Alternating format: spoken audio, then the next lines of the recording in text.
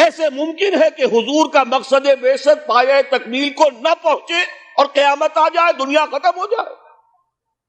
ناممکن۔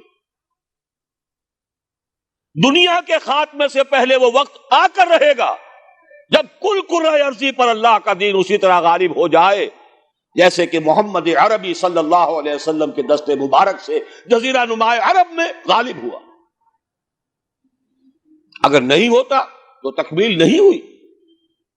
یہی بات کہی ہے اقبال نے، وقت فرصت ہے کہاں، کام ابھی باقی ہے، نور توحید کا اتمام ابھی باقی ہے۔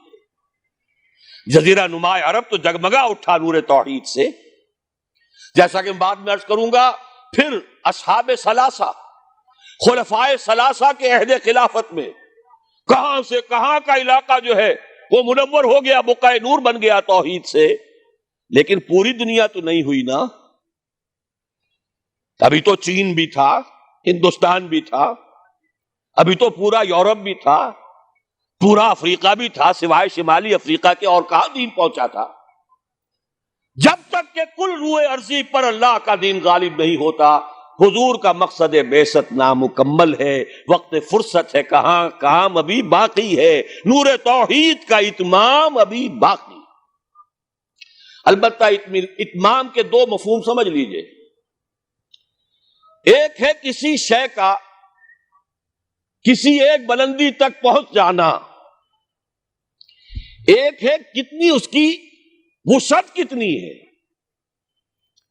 اتمام دین اور دین کا غلبہ جزیرہ نما عرب میں تو کامل ہو گیا، اس میں کوئی شک نہیں، لیکن کل روئے ارضی پر نہیں ہوا، توسیع ہونی ہے۔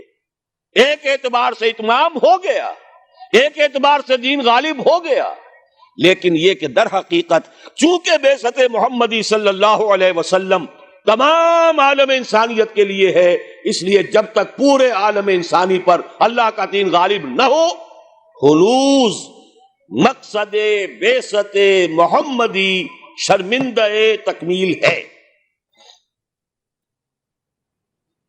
لیکن جان لیجئے ہو کر رہے گا۔ اب اس کی جو خبریں دی ہیں، سب سے پہلے تو جیسا کہ ان آیات کے حوالے سے میں نے عرض کیا تھا، دو آیتیں میں نے اس وقت تک بیان کی ہیں، دو اگلی آیات ذرا سرسری طور پر سمجھ لیجئے ورنہ وقت بہت زیادہ لگ جائے گا۔ اے مسلمانوں، یہ تو ہمارا فیصلہ ہے، ہم اپنے دین کا اتمام کریں گے، ہم نے اپنے نبی کو بھیجا ہی دین کے غلبے کے لیے، غلبہ دین ہوگا، لیکن تمہارے ایمان کا کچھ تقاضا ہے۔ اگر تم چاہتے ہو آخرت کے عذاب سے بچنا، اگر تم چاہتے ہو جنت کا داخلہ، تو تمہیں ایک کاروبار کرنا پڑے گا۔ یا ایھا الذین آمنوا هل ادلکم علی تجارۃ تنجیکم من عذاب علیم تؤمنون باللہ ورسولہ وتجاہدون فی سبیل اللہ باموالکم وانفسکم۔ ایمان رکھو جیسا کہ ایمان کا حق ہے، اور جہاد کرو اللہ کی راہ میں، کھپا دو اس میں اپنی جانیں بھی اور اپنے مال بھی۔ یہ تقاضا ہے اہل ایمان سے۔ مشیت اذنی ہے، بعثت مقصد محمدی اپنی جگہ ہے صلی اللہ علیہ وسلم، لیکن جانیں کھپائیں صحابہ نے، سختیاں جھیلی صحابہ نے، قربانیاں دی حضور نے بھی اور صحابہ نے بھی۔ محمد الرسول اللہ والذین معہ، یہ الفاظ کہاں آئے ہیں؟ سورہ فتح کی اس آیت کے بعد، هو الذی ارسل رسولہ بالہدی ودین الحق لیظہرہ علی الدین کلہ وکفی باللہ شہیدا محمد الرسول اللہ والذین معہ اشداء علی الکفار رحماء بینہم الی آخر الآیہ۔ البتہ اس کے بعد فرمایا مسلمانوں، چونکہ یہ سورت نازل ہوئی ہے غزوہ احزاب کے بعد، سورہ صف، مسلمانوں ہم نے تمہیں ٹھوک بجا کر دیکھ لیا، تم نے ایمان اور جہاد کے تقاضے پورے کر دیے، تم نے اپنے ایمان کی صداقت کا وافر ثبوت فراہم کر دیا، لہذا خوشخبری سنو۔ یہ خوشخبری کب دی جا رہی ہے؟ جبکہ محمد الرسول اللہ کو 18 برس ہو چکے ہیں کام کرتے ہیں، جبکہ صحابہ پر سختی اپنے عروج کو پہنچ چکی ہے غزوہ احزاب میں۔ فرمایا اگر تم اس راستے پر گامزن رہو گے تو اخروی وعدے بھی ہیں، مغفرت بھی ہے، نجات بھی ہے، جنتیں بھی ہیں، بڑے اعلیٰ گھر بھی ہیں، وَأُخْرَىٰ تُحِبُّونَهَا نَصْرٌ مِّنَ اللَّهِ وَفَتْحٌ قَرِیب، اور ایک اور بات سن لو جو تمہیں بہت پسند ہوگی، اللہ کی مدد آیا چاہتی ہے اور فتح جو ہے تمہاری قدم بوسی کرنا چاہتی۔ یہی وجہ ہے کہ غزوہ احزاب کے بعد حضور نے فرما دیا تھا صلی اللہ علیہ وسلم، لن یغزوکم قریش بعد عامکم ھذا ولکنکم تغزونہم، مسلمانوں قریش میں اب جان نہیں ہے، وہ دوبارہ کبھی تم پر چڑھائی کر کے نہیں آ سکیں گے، بس ختم۔ یہ آخری مرحلہ تھا، جیسے حضور کے اوپر جو شدائد اور جو سختیاں تھیں اس کا کلائمیکس یوم طائف ہے، اسی طرح صحابہ کرام پر من حیث الجماعت امتحان کے بعد امتحان، امتحان کے بعد امتحان، وَلَنَبْلُوَنَّكُمْ بِشَيْءٍ مِّنَ الْخَوْفِ وَالْجُوعِ وَنَقْصٍ مِّنَ الْأَمْوَالِ وَالْأَنفُسِ وَالثَّمَرَاتِ، لیکن یہ فینومینا پہنچ چکے اپنے نقطہ عروج کو غزوہ احزاب میں۔ کئی کئی دن کے فاقے بھوک کا یہ عالم، 12,000 کا لشکر، چھوٹی سی بستی، جیسے صحرا میں چراغ روشن ہو اور آندھیاں آ رہی ہو بجھانے کے لیے، امتحان انتہائی شدید۔ ثابت قدم ہے محمد الرسول اللہ والذین معہ اخری تحبونها نصر من اللہ وفتح قریب وبشر المؤمنین، اے نبی اہل ایمان کو بشارت دے دیجئے، تمہاری سختیوں کا دور اب ختم ہوگا، اب فتح تمہارے قدم چومے گی۔ یہی بشر المؤمنین پر عمل کر کے حضور نے فرمایا لن تغزوکم قریش بعد عامکم ھذا، مسلمانوں اب قریش تم پر چڑھائی کر کے نہیں آ سکتے، وَلَكِنَّكُمْ تَغْزُونَهُمْ، بلکہ اب تمہاری طرف سے انیشیٹو ہوگا، اب تم چڑھائی کرو گے۔ اب یہی مضمون ہے جو سورہ نور کی اس آیت میں ہے، قاری صاحب سے بھی آپ نے سن لی، چونکہ سورہ نور بھی غزوہ احزاب کے بعد نازل ہوئی ہے۔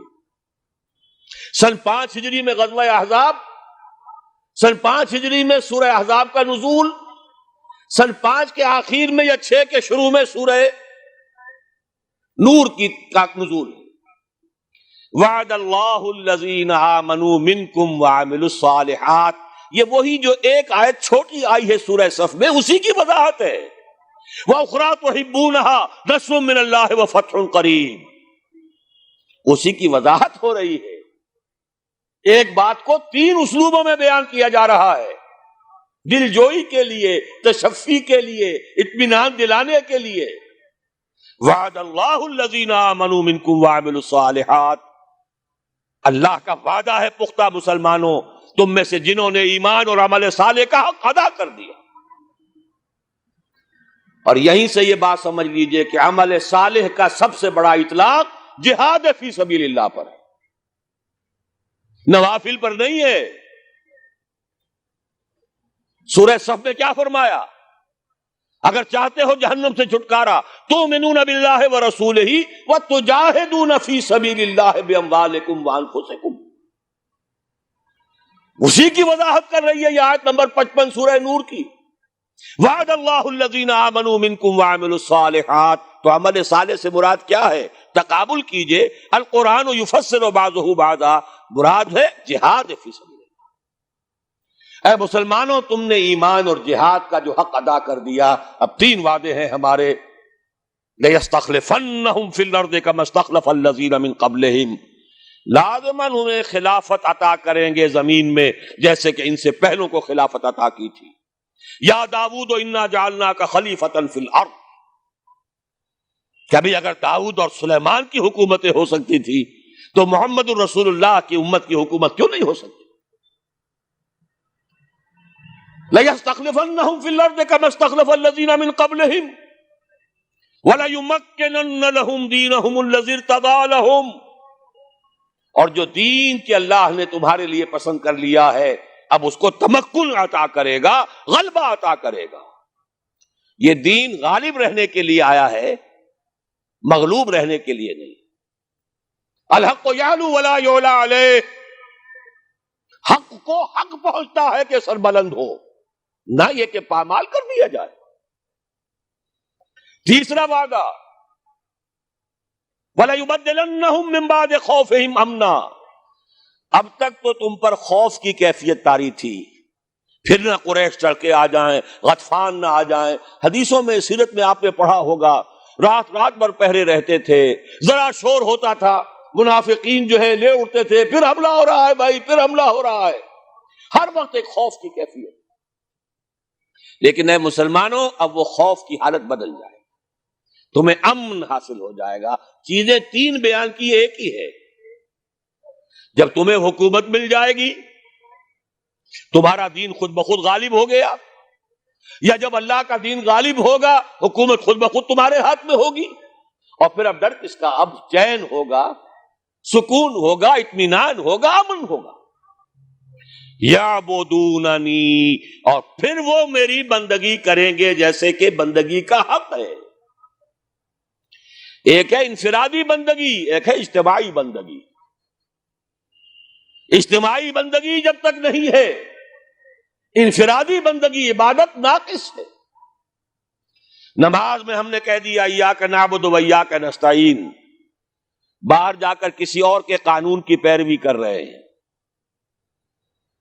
ہمارے ملک میں کسی اور کا قانون چل رہا ہے، اللہ کی کتاب سے کوئی سروکار نہیں۔